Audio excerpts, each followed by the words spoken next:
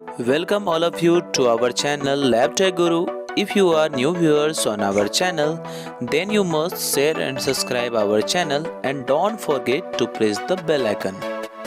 हमारा first question है which part of the cell transport material across cell and protect it.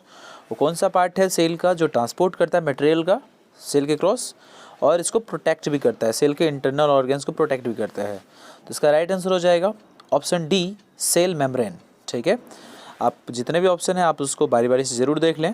ठीक है, इसका राइट आंसर क्या हो जाएगा ऑप्शन डी सेल मेम्ब्रेन। चलिए नेक्स्ट क्वेश्चन देख लेते हैं। Question number 2, what is the role of ribosome in a cell. Cell में राइबोसोम्स का क्या फंक्शन होता है, रोल क्या होता है। तो इसका राइट आंसर हो जाएगा option B synthesis of protein. Protein के सिंथेसिस का जो काम होता है वो किसका होता है, राइबोसोम का। चलिए नेक्स्ट क्वेश्चन देख लेते हैं। Question number 3, which part of the cell initiate the process of cell division. वो कौन सा पार्ट सेल का है जो इनिशिएट करता है सेल डिवीजन को, प्रोसेस को। तो इसका राइट आंसर हो जाएगा ऑप्शन सी सेंट्रियोल। अब इसके बारे में हम सबसे पहले जान लेते हैं बारी बारी से इसके जितने भी ऑप्शन है उसके बारे में। जो गोल्गी एपरेटस होता है एक सेल ऑर्गेनल है जो हेल्प करता है प्रोटीन के पैकेजिंग में। ठीक है, आपको याद रखना प्रोटीन और लिपिड्स के पैकेजिंग में ये हेल्प करता है। नेक्स्ट यदि हम बात कर लेते हैं इसी के बारे में कि गोल्गी एपरेटस, कई बार क्वेश्चन अराइज होता है कि इसका जो गोल्गी एपरेटस है उसका नाम किसके ऊपर पड़ा है। तो एक साइंटिस्ट थे कैमिलियो गोल्जी, उनके ऊपर ये गोल्गी बॉडी का नाम उनके सम्मान में रखा गया है। ठीक है, अब यदि हम बात करें सेंट्रियोल के बारे में बात कर ले, माइटोकॉन्ड्रिया के बारे में तो सबको पता है कि पावर हाउस होता है सेल का। ठीक है, अब यदि हम लोग सेंट्रियोल के बारे में बात करें तो सेंट्रियोल जो है एक ऑर्गेनल है जो एनिमल सेल में मेनली पाया जाता है। ठीक है, ये प्लांट सेल में नहीं पाया जाता।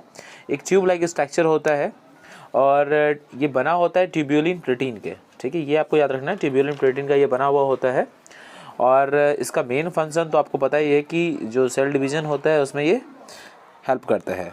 ठीक है, चलिए नेक्स्ट देख लेते हैं। Question number 4, what is the function of epithelial tissue. Epithelial tissue का क्या फंक्शन होगा। तो इसका राइट आंसर हो जाएगा option C both first and second, यानी प्रोटेक्शन और सेक्रीशन, ये दोनों में हेल्प करता है। क्योंकि आपको पता है कि ये जो हमारा स्किन जो अपर लेयर है एपिडर्मल लेयर, तो एपिडर्मिस जो होता है वो इपिथेलियल टिश्यू ही है।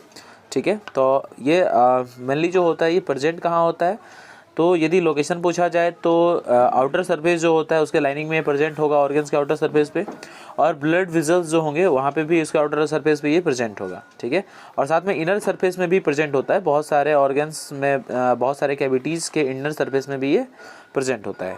चलिए नेक्स्ट देख लेते हैं। Question number 5, how many types of muscles are there in human body. Human body में कितने टाइप्स के मसल्स होते हैं ये पूछा जा रहा है।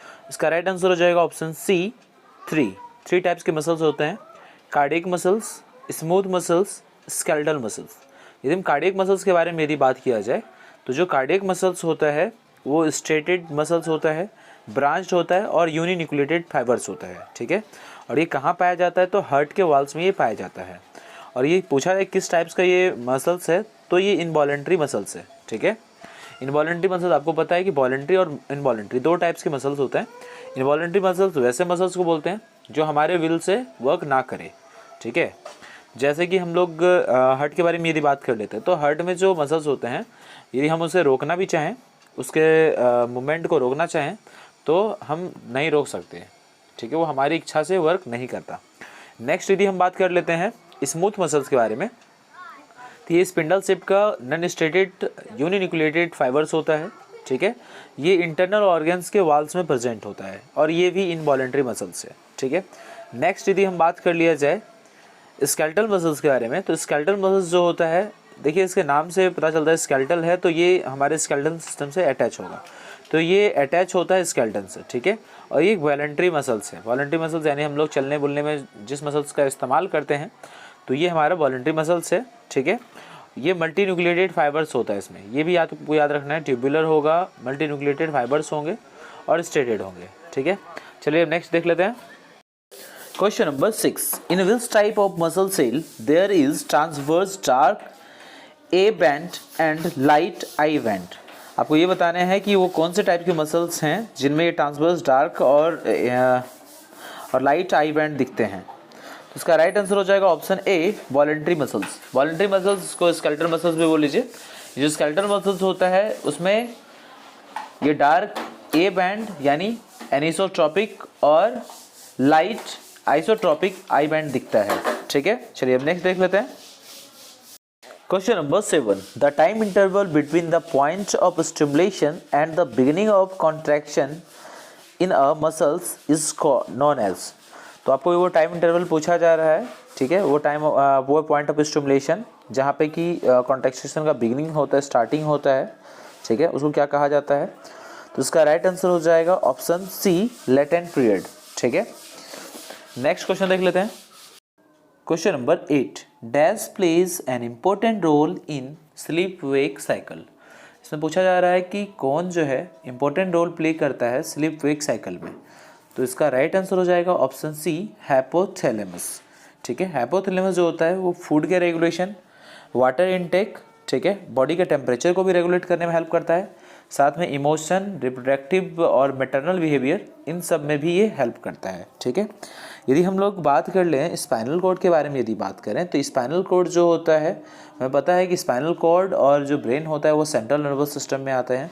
स्पाइनल कॉर्ड जो होता है एक पाथवे प्रोवाइड करता है, ठीक है, जिसके थ्रू जो होगा वो ब्रेन मैसेज बॉडी के और अनदर ऑर्गन्स तक बॉडी मैसेज को ट्रांसमिट करेगा और वहाँ से फिर रिसीव करेगा, ठीक है, यानी इसी पाथवे के थ्रू, स्पाइनल कॉर्ड के थ्रू ही, ठीक है। यदि हम बात कर लेते हैं सेरिब्रम के बारे में, तो सेरिब्रम जो होता है वो फ्रंट ऑफ द ब्रेन इसको बोल सकते हैं।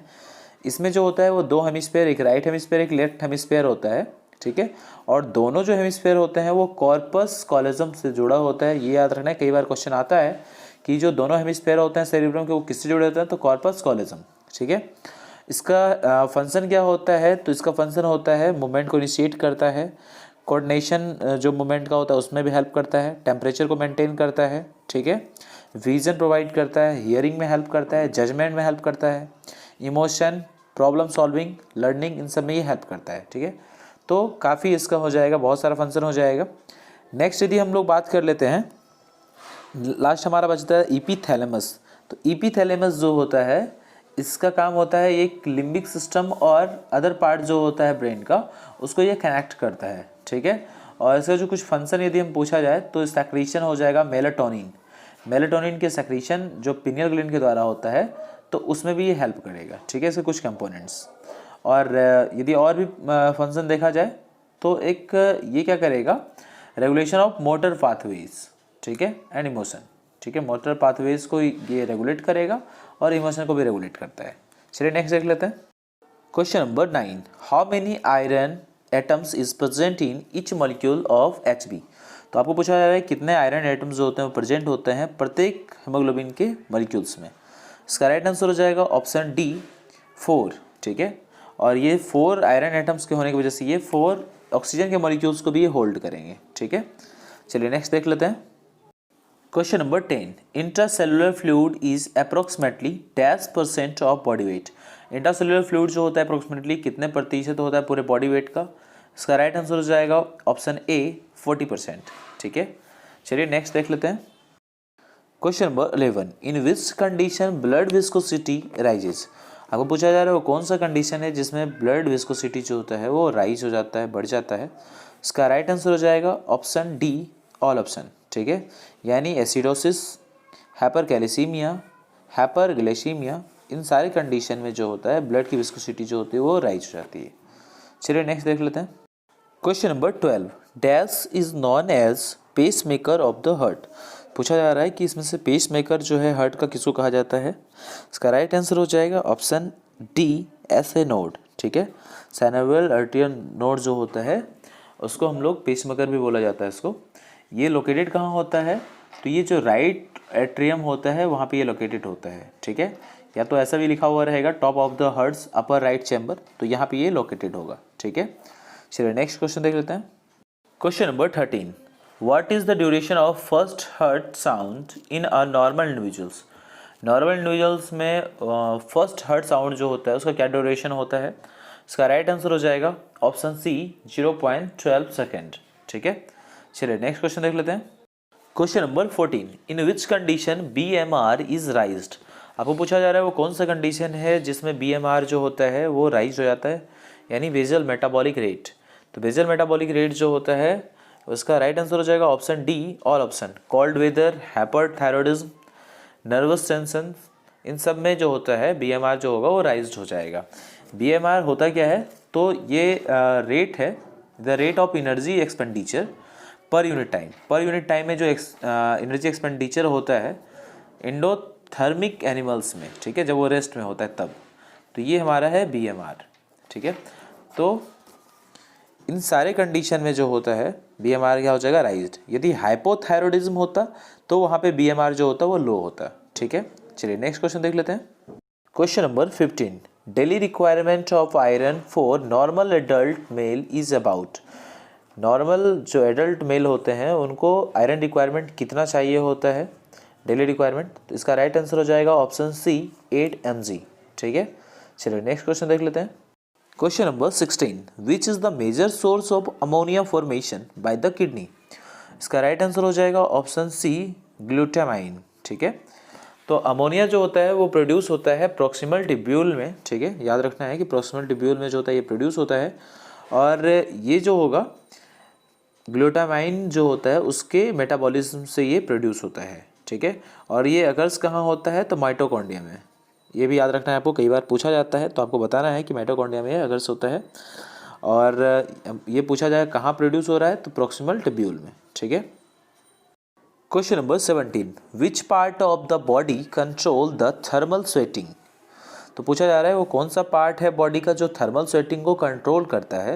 इसका राइट आंसर हो जाएगा हाइपोथैलेमस, ठीक है। हाइपोथैलेमस जो होता है वो पार्ट है बॉडी का जो कंट्रोल करता है थर्मल स्वेटिंग को। Next question, question number 18, record of potential changes in retina on exposure to light is called. आपको पूछा जा रहा है कि पोटेंशियल चेंजेस जो होते हैं रेटिना पे, यदि लाइट के एक्सपोजर में वो रेटिना जाता है तो उसको रिकॉर्ड जो होता है किसके द्वारा किया जाता है इस चेंजेस को। तो इसका राइट आंसर हो जाएगा ऑप्शन सी, इलेक्ट्रो रेटिनोग्राम, ठीक है। तो जैसा नाम से ही पता चलता है रेटिना से रिलेटेड है तो रेटिनोग्राम, ठीक है। तो इलेक्ट्रो रेटिनोग्राम के द्वारा जो होता है उस पोटेंशियल चेंजेस को रिकॉर्ड किया जाता है जब रेटिना लाइट के एक्सपोजर में जाता है, ठीक है। चलिए नेक्स्ट क्वेश्चन देख लेते हैं। Question number 19, adrenocorticotropic hormone stimulate the secretion of which hormone. आपको पूछा जा रहा है कि एड्रीनोकॉर्टिकोट्रोपिक हार्मोन वो किसके सेक्रीशन को स्टिमुलेट करता है। तो इसका राइट आंसर हो जाएगा ऑप्शन सी, कॉर्टिसोल।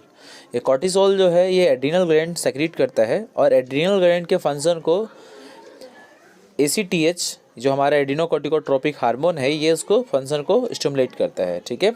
और ACTH हार्मोन जो होता है वो पिट्यूटरी ग्लैंड जो है वहाँ पे ये तैयार होता है, उसके द्वारा ही सेक्रेट किया जाता है, ठीक है। तो चलिए नेक्स्ट क्वेश्चन देख लेते हैं। ये हमारा आज का आखिरी क्वेश्चन है, question number 20, in pregnancy heart beating and gastrointestinal tract development start in fetus in which month. आपको पूछा जा रहा है कि प्रेगनेंसी में हार्ट बीटिंग और गैस्ट्रोइंटेस्टाइनल ट्रैक्ट डेवलपमेंट स्टार्ट होता है फेटस में, वो किस मंथ में स्टार्ट होता है। इसका राइट आंसर हो जाएगा ऑप्शन बी, 4th मंथ, ठीक है। आपको याद रखना है कि यहाँ पे 4th मंथ जो है तो उसमें क्या होता है, 4th मंथ में गैस्ट्रोइंटेस्टाइनल ट्रैक्ट और हार्ट बीटिंग दोनों अपेयर्स होना स्टार्ट हो जाता है, ठीक है, आप ऑब्जर्व कर सकते हैं। अब यदि सिर्फ और सिर्फ हार्ट बीटिंग यदि हो तो हार्ट बीट जो होता है वो हम लोग 4th वीक के एंड में भी हम लोग सुन सकते हैं, at the end of 4th week, ठीक है, gestations of heart beating of the embryo begin. आज के लिए बस इतना ही, नेक्स्ट वीडियो में हम फिर से मिलेंगे। आपको और भी कैसी वीडियो चाहिए आप ज़रूर कमेंट बॉक्स में लिखें, और भी अच्छी जानकारी के साथ मैं नेक्स्ट वीडियो में आपके सामने फिर से हाजिर होऊंगा। तब तक के लिए बाय बाय, टेक केयर।